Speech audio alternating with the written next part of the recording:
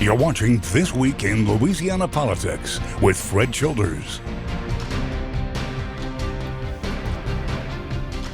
Good morning, I'm Fred Childers. We hope you're having a great weekend. Thanks for joining us for This Week in Louisiana Politics on your local election headquarters.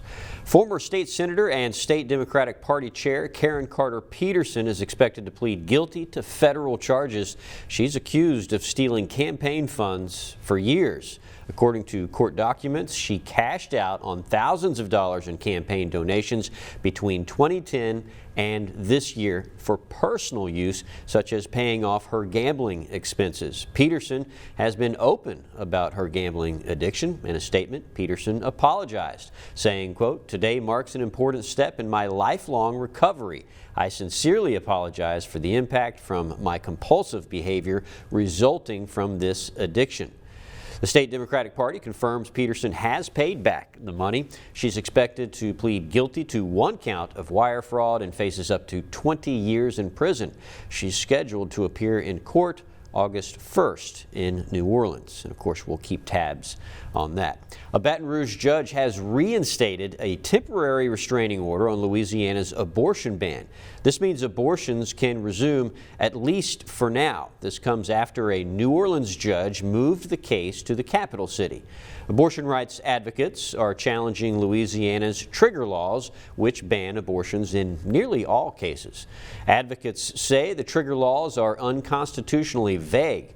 Louisiana Attorney General Jeff Landry has asked the Louisiana Supreme Court to allow enforcement of the abortion ban, but the court said to wait for the federal court decision. A hearing will be held in Baton Rouge tomorrow. Congressman Troy Carter says he's been working against Louisiana's trigger laws on abortion since he was in the state legislature. In Washington, he supports bills to protect women who travel out of state for abortions. Federal lawmakers also hope to protect the mailing of abortion pills to states where abortions are illegal. The Supreme Court's decision overturning Roe v. Wade will leave many abortion restrictions up to the states. The reality is we have a very conservative House and Senate in Louisiana, and we don't have much hope for being able to change that until there's an election. Carter says during his tenure in the state's legislature, he worked to add amendments allowing exceptions for rape and incest, but those efforts never passed. On the national stage, Congressman Mike Johnson from North Louisiana has introduced a bill that would allow for child support to be paid before a child is even born. It is called the Unborn Child Support Act. It allows a court in consultation with the mother to award child support payments during pregnancy. A judge could even retroactively grant child support up to the point of conception as determined by a doctor. Johnson is hoping more lawmakers will jump on board to support his bill. The Louisiana State Legislature will not meet for a veto session this year. 25 senators voted against calling the session, which is more than what the majority needed. Some lawmakers were hoping to meet later this week, attempting to override at least some of Governor John Bel Edwards' 29 vetoes. The vetoed bills include proposals to toughen criminal sentences and ban government entities from denying entry to people based on their COVID-19 vaccination status. The bill authors say they expect to bring their bills again next year. Some people are concerned over the new speed traffic system coming to the Atchafalaya Basin Bridge that will time how quickly someone drives over it. Anam Siddiqui spoke to DOTD about why the cameras are needed.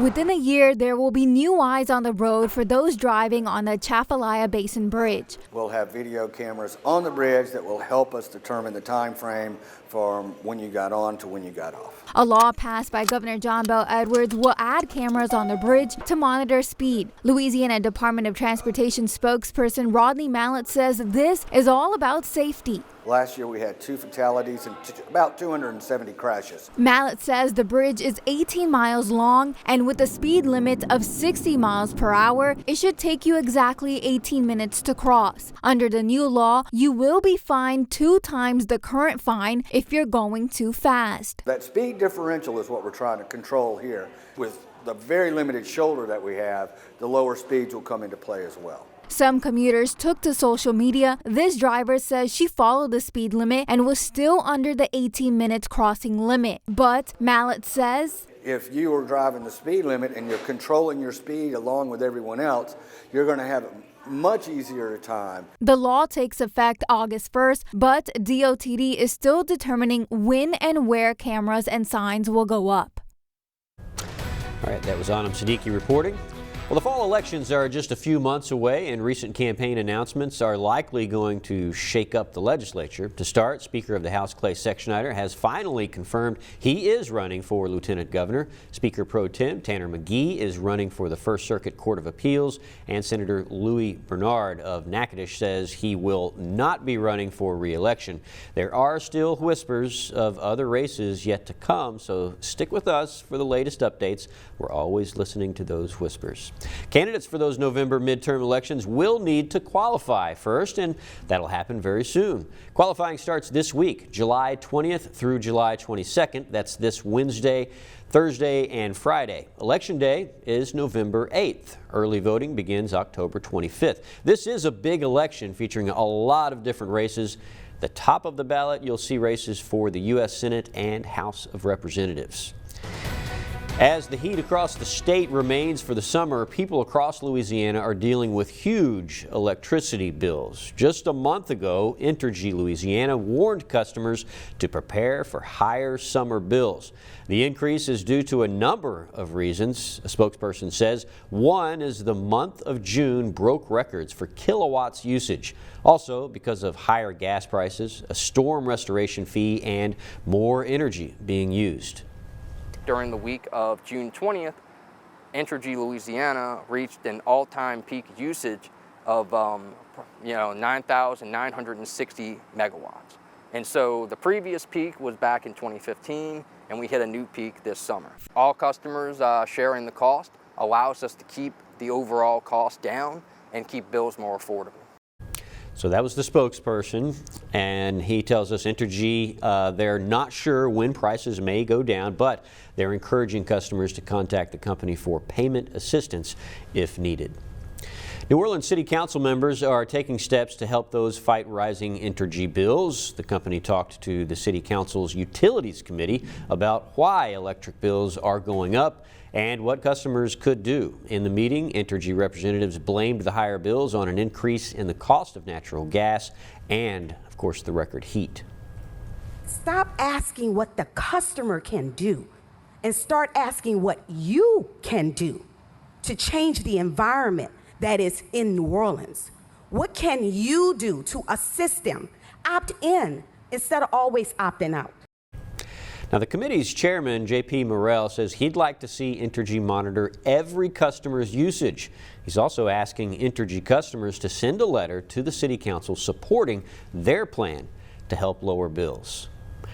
A lawsuit filed last week is targeting several Louisiana colleges for failing to protect students from sexual abusers. The suit, filed by more than 100 anonymous women, alleges that leaders at LSU, UL Lafayette, the Lafayette Police Department, and Louisiana Tech, along with others, failed to enforce sexual abuse prevention policies.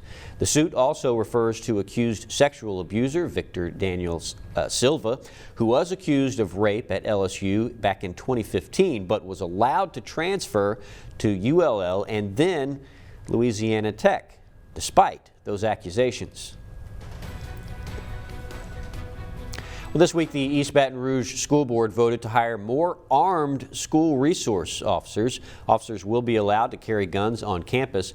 The vote came after an hour-long discussion involving the public and school board members. Impassioned pleas were made on both sides of this issue.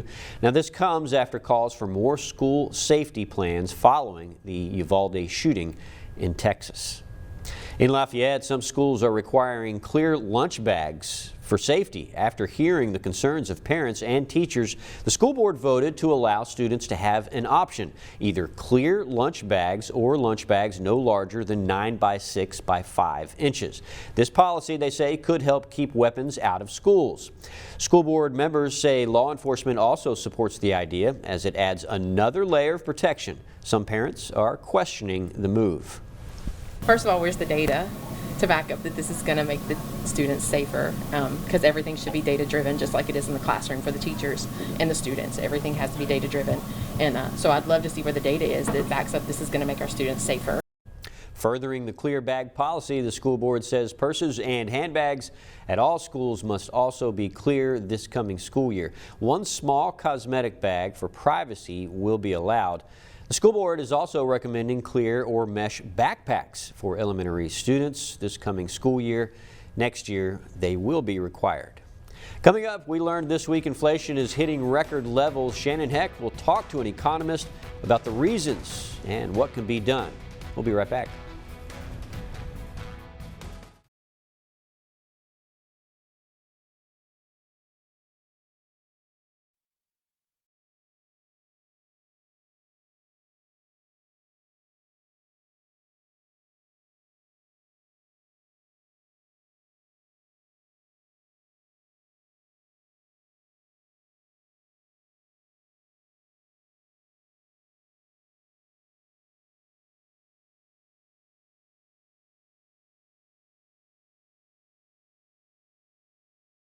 This is your local election headquarters.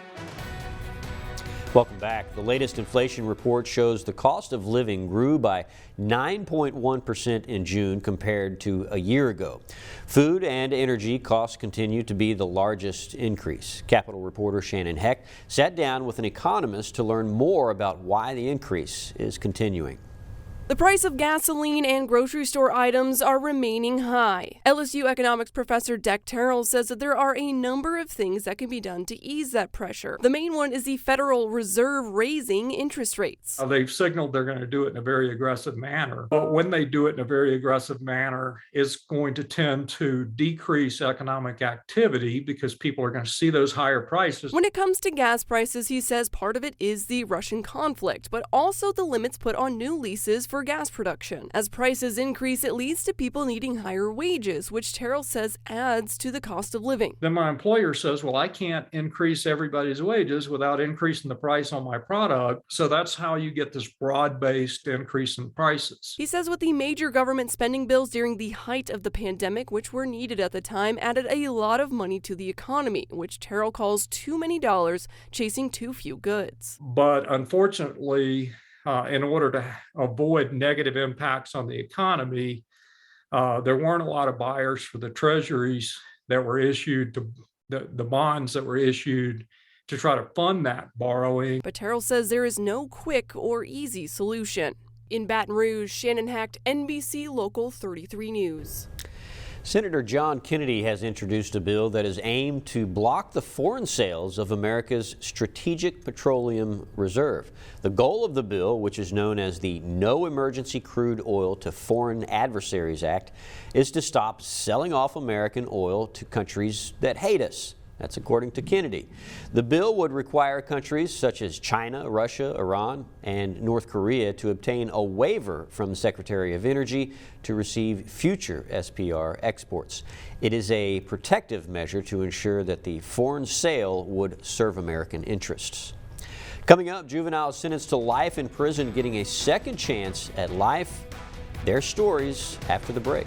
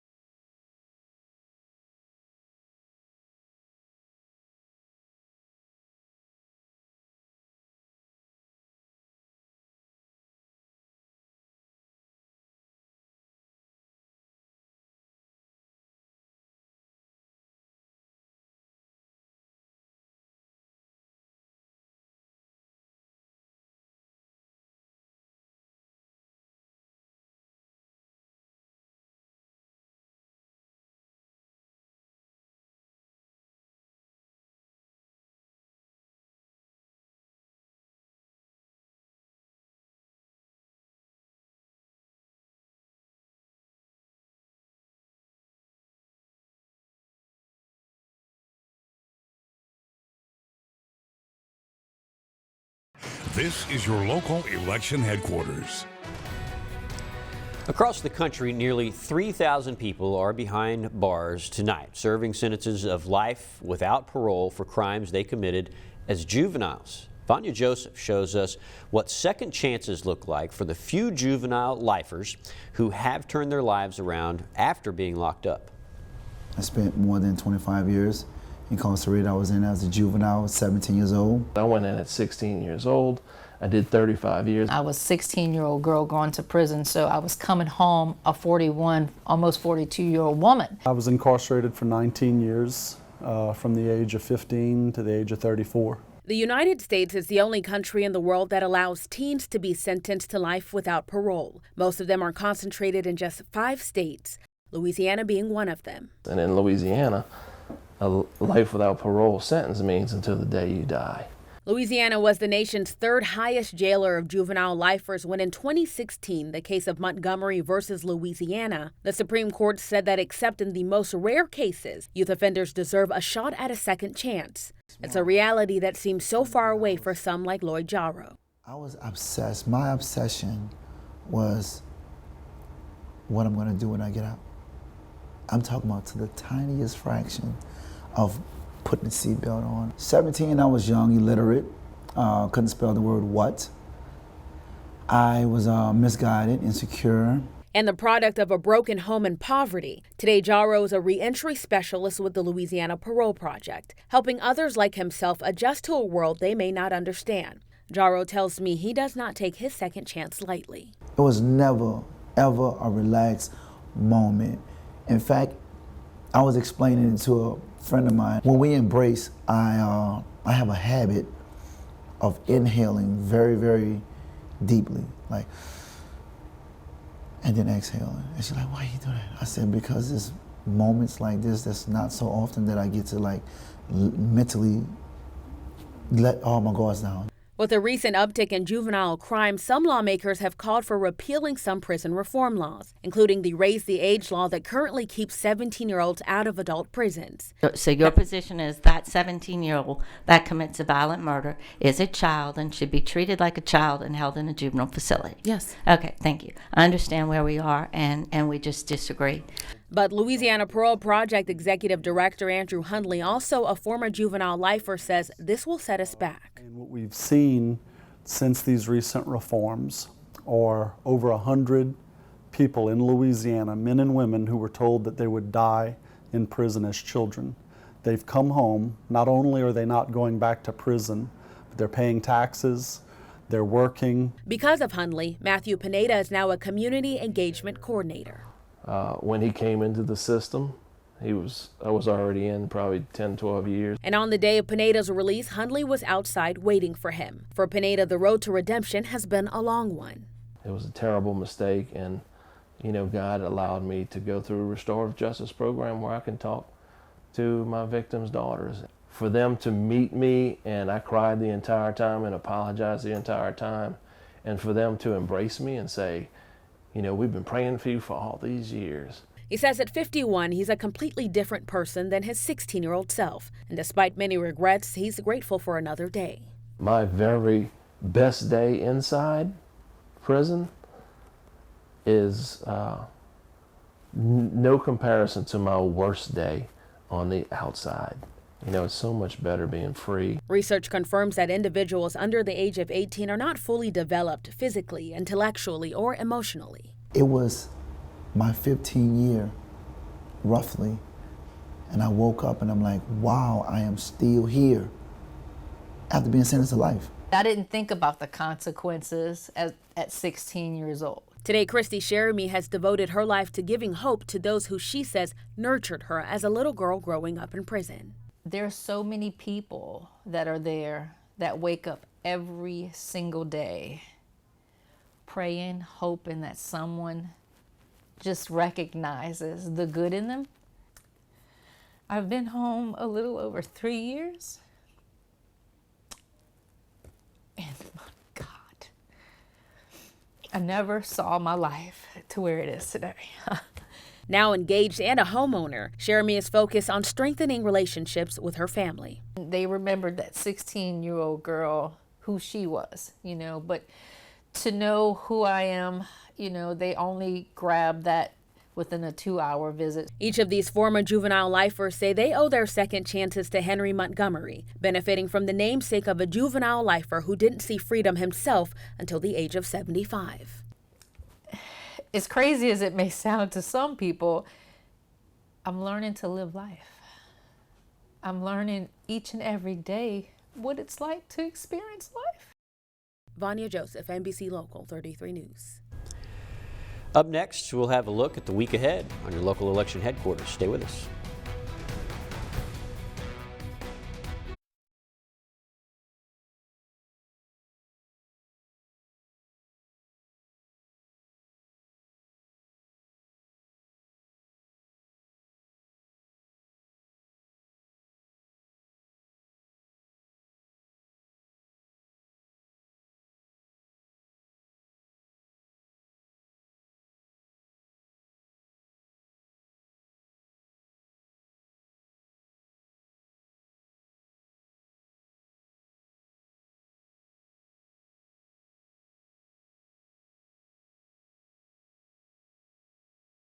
This is your local election headquarters.